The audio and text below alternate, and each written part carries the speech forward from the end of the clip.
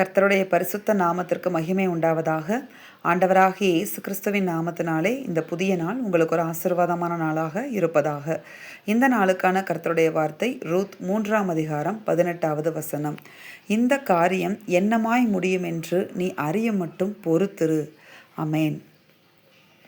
கர்த்தர் நம்மளை சில காரியங்களுக்காக காத்திருக்க வைக்கிறார். அமேன். தம்முடைய வார்த்தையை கொடுத்து என்ன செய்ய வைக்கிறார்? காத்திருக்க வைக்கிறார். அப்படி காத்திருக்கிற காரியங்களில் நீங்கள் எந்த காரியத்துக்காக கர்த்தருக்காக காத்திருக்கிறீங்களோ அந்த காரியத்தில் நமக்கு என்ன வேணும்னு ஆண்டவர் இன்னைக்கு சொல்கிறாருன்னா, பொறுமை என்பது மிகவும் அவசியம். பொறுத்திரு அப்படின்னு சொல்லி ஆண்டவர் இன்றைக்கு ஆலோசனை கொடுக்கிறார். இது ரூத்துக்கு நகோமி சொன்ன ஒரு ஆலோசனை, அதாவது ரூத்துக்கு சொல்லப்பட்ட ஒரு வார்த்தை. அப்போ இந்த காரியத்தில் நகோமி சொல்கிறாங்க, அடுத்த வார்த்தையை பாருங்களேன்.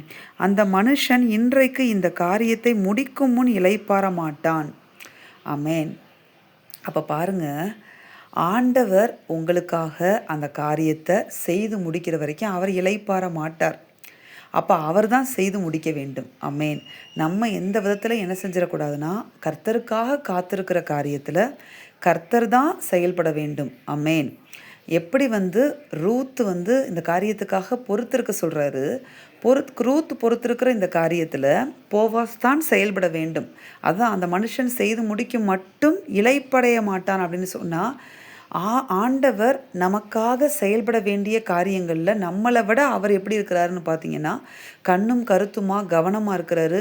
எப்போ எப்படி எந்த மாதிரி இதை செய்து முடிக்க வேண்டும் என்பதில் கர்த்தர் கருத்துள்ளவராய் கவனமுள்ளவராய் இருக்கிறார். அதனால் நம்ம காத்திருக்கிற காரியத்தில் காத்திருக்கிற பீரியட் ஒரு வேளை நம்மளுக்கு டஃப்பாக இருந்தால் கூட அந்த பொறுமையை நமக்குள்ளே நாம் காத்துக்கொள்ள வேண்டியது அவசியம். என்னென்னா, நம்ம எதுவும் அவசரப்பட்டு அவர் செய்து முடிக்க வேண்டிய காரியத்தில் நம்ம முன்னாடி போய் அவசரப்பட்டு எதையும் செய்து அந்த காரியத்தை என்ன செஞ்சிடக்கூடாது, ஸ்பாயில் பண்ணிடக்கூடாதுன்னு ஆண்டவர் இந்த வார்த்தையை நமக்கு கொண்டு வந்திருக்கிறார். அதனால் கர்த்தருக்காக காத்திருக்கிற நீங்கள் பாக்கியவான்கள். காத்திருக்கிற நீங்கள் உங்கள் பொறுமையை கர்த்தருக்காக காத்திருக்கிற காரியத்தில் காத்து கொள்ளுங்க. அப்படி காத்து கொள்ளும்போது கர்த்தர் என்ன சொல்லுகிறார் இந்த நாள்லன்னு பார்த்தீங்கன்னா, அவர் உங்களுக்காக அந்த காரியங்களை செய்து முடிப்பார். அவர் சொன்ன உங்கள்கிட்ட காரியத்தை அவரே செய்து முடிப்பார். சொன்னவர் செய்து முடிக்கவும் வல்லவர். போவா செய்து முடித்தாரா இல்லையா? ரூத்துக்காக செய்து முடித்தார். அதே போல் உங்களுக்காக வார்த்தையை கொடுத்தவர் உங்களுக்காக அவர் செய்து முடிக்கவும் வல்லமையுள்ளவர். அது வரைக்கும் நீங்கள் காத்துருங்க, பொறுமையை காத்துக்கொள்ளுங்க. செய்து முடித்து இளைப்படையாமல் உங்களுக்காக செயல்படுவாராம். அவ்வளோ கவனமாக இருக்கிறார். அவர் உங்களுக்கு கொடுத்த வார்த்தையிலையும் உங்களுக்காகவும் அவர் அவ்வளோ கவனம் உள்ளவராக இருக்கிறார். அதனால் நம்ம இடையில காத்திருக்க வேண்டிய நேரத்தில் அவசரப்பட்டு எதுவும் செய்து விடாதபடிக்கு ரூத் எப்படி போவாசுடைய பாதத்தில் போய் இருந்தாங்களோ அதே போல் கர்த்தருடைய பாதத்தில் அவர் செய்து முடிக்கிற மட்டும் நாம் பொறுமையாய் காத்திருக்க வேண்டியது அவசியம். கர்த்தர் நிச்சயமாக இந்த வார்த்தையின் மூலமாக உங்களை ஆசிர்வதிப்பார். நீங்கள் காத்திருக்கிற காரியத்தில் பெரிய அற்புதங்களை காண்பீர்கள், பெரிய நல்ல முடிவுகளை காண்பீர்கள்.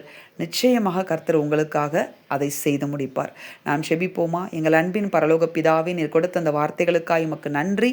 இந்த வார்த்தையின்படியே உமக்காக காத்திருக்கிற காரியங்களில் பிள்ளைகளுக்காக நீர் எழுந்தருளி ஆண்டவரை இளைப்படையாமல் அதை செய்து முடித்து உமது நாமத்தை ஒவ்வொரு பிள்ளைகளுடைய வாழ்க்கையில் எங்களுடைய வாழ்க்கையில் நீங்கள் மகிமைப்படுத்த போகிற உம்முடைய கிருபைகளுக்காக உமக்கு நாங்கள் நன்றி செலுத்துகிறோம்.